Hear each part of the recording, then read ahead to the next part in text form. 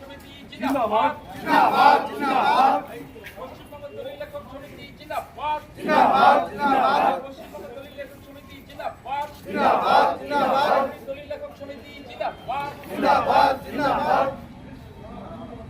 আমরা এখানে অবস্থান বিক্ষোভটা কেন হয়তো অনেকে জানেন, আবার কেউ হয়তো জানেন না। সেই পরিপ্রেক্ষিতে একটা বিষয় তুলে ধরছি যে আমাদের রেজিস্ট্রেশন ডিপার্টমেন্টের মহামান্য IPR 11/2024 উনি একটা অর্ডার করেছিলেন। সেই মেমো নাম্বারটা এখানে দেওয়া আছে, পোস্টারেও দেওয়া আছে।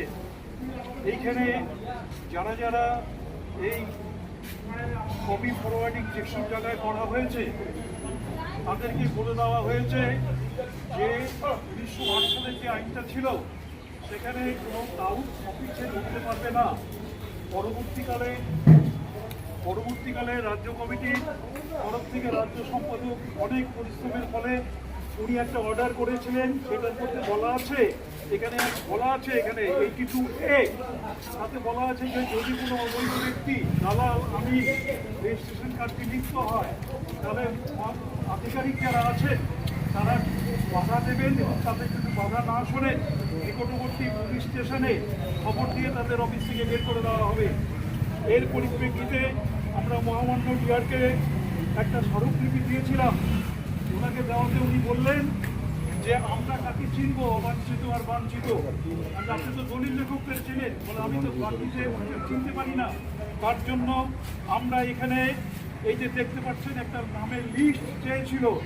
সেই লিস্টের মধ্যে বলা আছে, নাম উল্লেখ করে বলছি, প্রদীপ পাল, নিরঞ্জন পাল, অটল রায়, গৌতম ছেত্রী, এনামুল হক, দীপেন সিং, বিশ্বজিৎ সরকার, সুবল রায়, রবিউল ইসলাম। এরা কে বা কাহারা, তাদের কোনো রকমভাবে পরিচিতি নেই। তারা এখানে এসে অবৈধভাবে দলিল লিখে যাচ্ছে এবং আমাদের মধ্যে কিছু লোক আছে তারা অল্প টাকার বিনিময়ে এই দলিলগুলো করছে। আমাদের বারবার করে মহামান্য ডিআরকে বলা সত্ত্বেও আজ অবধি তার কোনো রকম প্রতিকার হয়নি। এবং দেখা যাচ্ছে যে আমাদের বাবা বা তার ঠাকুরদাদা বা ছেলেরা এসে যখন দলিল দাখিল করতে যাচ্ছে, দালাল আমিনরা তাদের ধাক্কা দিয়ে সরিয়ে দিয়ে তারা নিজেরা দলিল করছে। আমাদের ভাই ভাস্তাদের কোনো রকম মূল্যায়ন হচ্ছে না। এই কারণে বারংবার বলা সত্ত্বেও আমরা আজকে এই অবস্থান বিক্ষোভ করছি। আরও কথা আছে, আমাদের অনলাইনে যে কপি তার 20 টাকা ফিস দিলে অনলাইনে ফেরত চলে যাচ্ছে, আমাদের কাছে চলে যাবে, আমরা ডেলিভারি দিতে পারবো, এটা সবাই জানে। কিন্তু তা সত্ত্বেও কপি দাখিল করা